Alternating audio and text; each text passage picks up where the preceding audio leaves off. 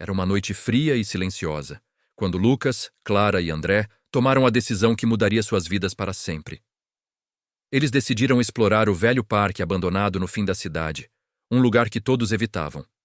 As histórias que corriam eram vagas, mas todas apontavam para a mesma conclusão. O lugar era amaldiçoado, um ponto de passagem para algo que ninguém conseguia explicar. Um portal para o além. Durante o dia, o parque era apenas um retrato da decadência. Brinquedos enferrujados, bancos partidos e árvores secas que rangiam com o vento. Um cenário triste, mas inofensivo. Mas à noite... à noite, o lugar se transformava. As sombras se tornavam mais densas, os sons da cidade desapareciam completamente e o próprio tempo parecia parar, como se esperasse por algo. Os três amigos, com a adrenalina pulsando, atravessaram o portão de ferro, coberto de ferrugem e musgo. E no momento em que seus pés tocaram o solo do parque, sentiram o ar mudar instantaneamente. O frio se intensificou de forma anormal, e uma névoa espessa e gelada começou a se erguer do chão, cobrindo seus tornozelos. O vento, que antes assobiava entre as árvores, cessou por completo. Nenhum som, nenhum grilo, nenhum farfalhar de folhas. Apenas o silêncio. Um silêncio pesado e sufocante que pressionava os tímpanos. "Vocês estão sentindo isso?" sussurrou Clara. Sua voz soou estranha, distorcida, como se o ar a devolvesse de forma errada. Lucas tentou rir para quebrar a tensão, mas o riso morreu na garganta antes mesmo de sair. Algo estava fundamentalmente errado. Avançaram pelo caminho principal, guiados apenas pelas luzes trêmulas de suas lanternas. As luzes piscavam de forma irregular, como se a energia estivesse sendo drenada por algo invisível. De repente, ouviram um som que arrepiou cada pelo de seus corpos. O som metálico de correntes arrastando pelo chão. O barulho vinha do antigo carrossel, no centro do parque. Ele estava parado, coberto de ferrugem e teias de aranha. Mas agora ele girava. Lentamente, sem rangidos, como se uma mão invisível o empurrasse com delicadeza. Os cavalos de madeira tinham olhos rachados e sorrisos grotescos que pareciam se contorcer na luz fraca. E conforme o carrossel girava, a sensação era de que aquelas figuras inanimadas os observavam com uma malícia antiga. André, o mais cético do grupo, ignorou os apelos assustados dos amigos. "É só o vento", disse ele, com uma confiança que não sentia. Ele se aproximou do brinquedo amaldiçoado, e então ele o tocou. No exato instante em que seus dedos encostaram na madeira fria, as luzes das lanternas apagaram todas de uma vez, mergulhando-os em uma escuridão total. Um som agudo cortou o ar. Um som que não pertencia a este mundo.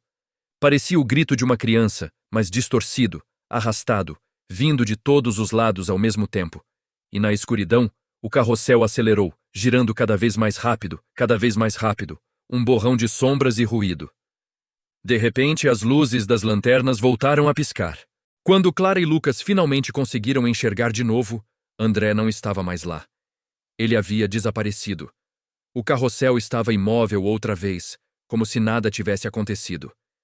E sobre o lombo de um dos cavalos de madeira havia uma marca de mão, escura, como se tivesse sido queimada por dentro da própria madeira. Era a mão de André. O pânico tomou conta. Desesperados, Clara e Lucas começaram a correr, gritando o nome do amigo, mas o som não viajava. Morria no ar pesado. E quanto mais corriam, mais o parque parecia se expandir ao redor deles. Os caminhos se repetiam. Os mesmos balanços enferrujados apareciam de novo, e o portão de ferro, a saída, nunca surgia. Era como se estivessem presos dentro de um pesadelo circular, correndo sem sair do lugar.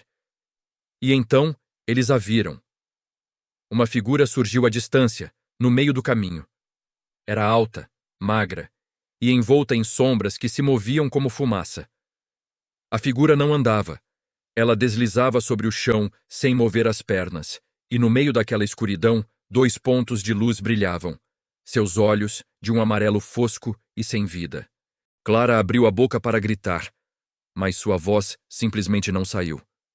Lucas agarrou sua mão com força e a puxou. correndo em outra direção. Mas o próprio chão começou a se mover sob seus pés, ondulando como se o parque estivesse vivo, como se respirasse. As árvores secas se contorciam, seus galhos se esticando como dedos esqueléticos. Bocas negras e ocas se abriram nos troncos, e delas sussurros começaram a ecoar. Palavras incompreensíveis, em uma língua antiga e profana, vindas de algo que não era e nunca foi humano. Um último clarão das lanternas moribundas atravessou a escuridão, iluminando a cena de puro horror por um segundo. E então, silêncio. Um silêncio absoluto. Na manhã seguinte, moradores próximos ao parque juraram ter ouvido risadas de crianças vindo de lá durante a madrugada, embora o lugar estivesse fechado há décadas. A polícia foi chamada para investigar o desaparecimento dos 3 jovens. Encontraram apenas 2 pares de pegadas que levavam até o centro do parque e terminavam abruptamente, bem diante do carrossel. Não havia sinal de luta, nem de fuga. Nunca encontraram os corpos de Lucas, Clara ou André. Mas quem tem a coragem de passar por lá à noite, jura que às vezes pode ver o carrossel girando sozinho na escuridão. E se você prestar muita atenção, por um breve instante, é possível ouvir uma voz sussurrando no vento. Um chamado, vindo de muito, muito longe. Um chamado vindo de o além.